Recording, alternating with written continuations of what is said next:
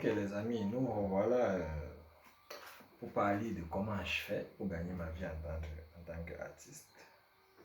Comme vous pouvez le voir, mon expérience a dû être poussée dans presque tous les différents axes du dessin, c'est-à-dire toutes les différentes techniques, parce que je cherchais à trouver ma voie et en même temps je voulais satisfaire le grand nombre.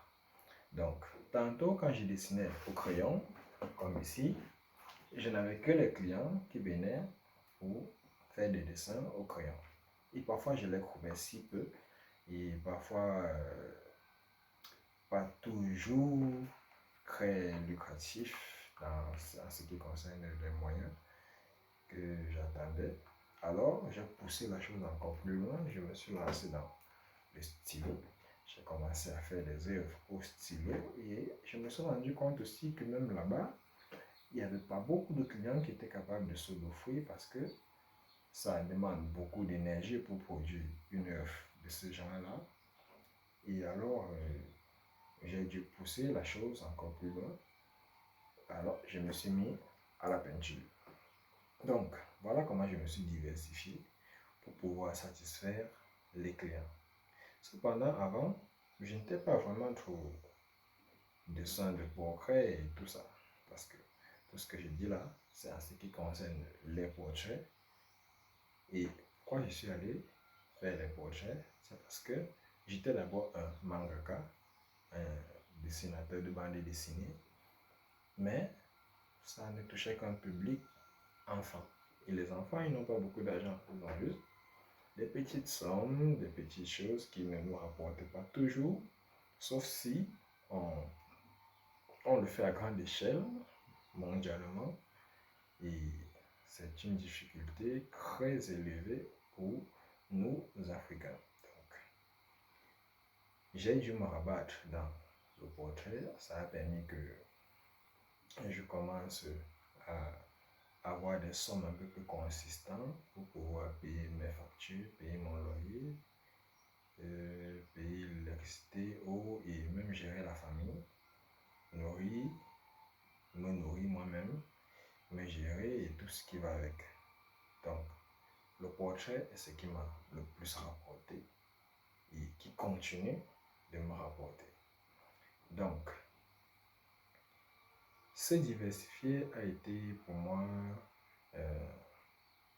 la chose la plus intelligente que j'ai su faire et j'encourage ceux qui sont capables, pas tous parce que je pense que c'est pas tout le monde qui est capable de réaliser des portraits de tous les types aussi facilement que moi. Dieu m'a donné l'intelligence et l'habilité qui va avec. Donc, mais c'est pas sorcier, hein? Ça peut s'apprendre, ça s'apprend et c'est pas compliqué. J'ai eu différents maîtres dans ma vie, plusieurs. J'ai eu un maître en stylo, j'ai eu un maître en crayon et un maître en peinture. Donc, aujourd'hui, je suis un maître en tout cela. Sauf en bande dessinée que j'ai pas eu un maître, donc j'apprends encore et j'apprends cette fois de moi-même à travers les vidéos sur YouTube, à travers les scans et tout ce qui va avec. Ça m'aide à pouvoir créer. Je ne laisse jamais une idée dans ma tête sans la stocker quelque part. J'écris beaucoup. J'écris beaucoup. Je lis et je fais beaucoup de sport. Donc, si vous êtes artiste, faites toujours du sport. Parce que votre travail est beaucoup trop sur place. Vous bougez très peu. Vous sortez très peu. Vous êtes toujours enfermé. Mon voisinage se demande parfois si je suis dedans. Parce que justement, je suis toujours enfermé en train de dessiner, en train de faire des petits gribouillages à cause de ma passion, de mon métier. Alors, si je ne sors pas tôt le matin pour faire le sport, je vais le faire je vais le faire tard le soir. Oui, pour pouvoir garder la forme. Et également, il faut toujours prévenir les maladies quand vous voyez que le corps vous envoie quelques signes.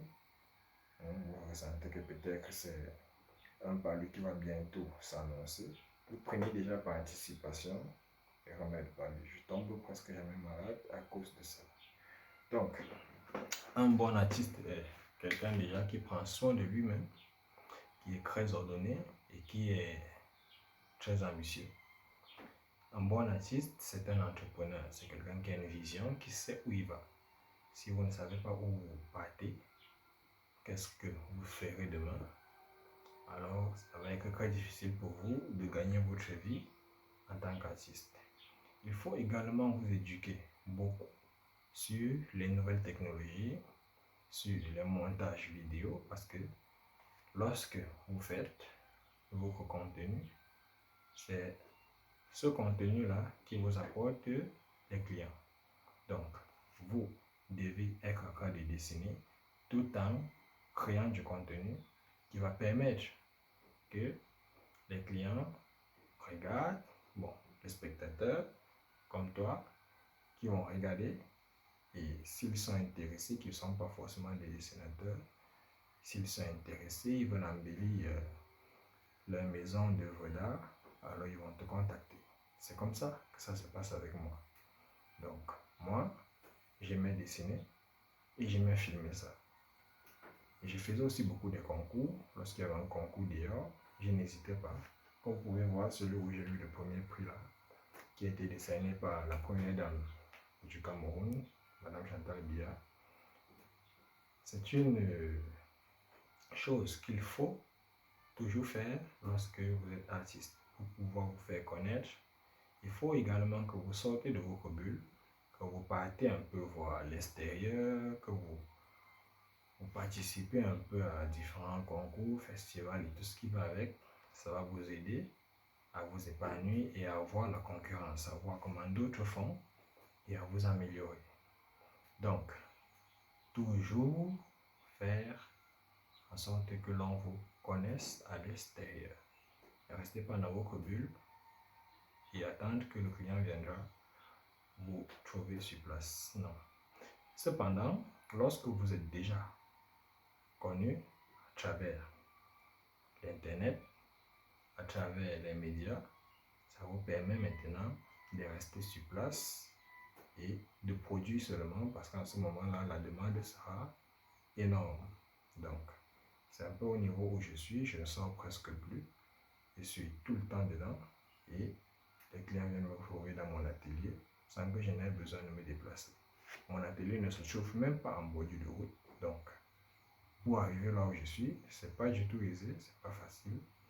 Et pourtant, on vient me trouver sur place. Donc, en 2026, que nous sommes, être artiste peintre, dessinateur, ça, c'est toujours possible et ça donne toujours de l'argent pour celui qui croit. Si vous n'y croyez pas, alors vous n'aurez rien. Donc, faites de l'oseille, gardez la forme, travaillez beaucoup et épanouissez-vous.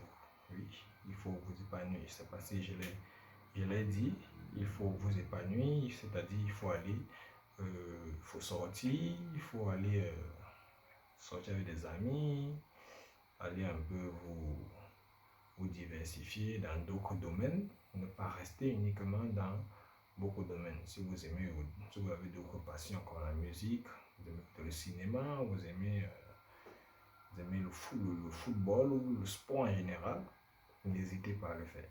Comme je vous ai dit, il faut même surtout faire beaucoup de sport parce que on a un métier qui demande cela.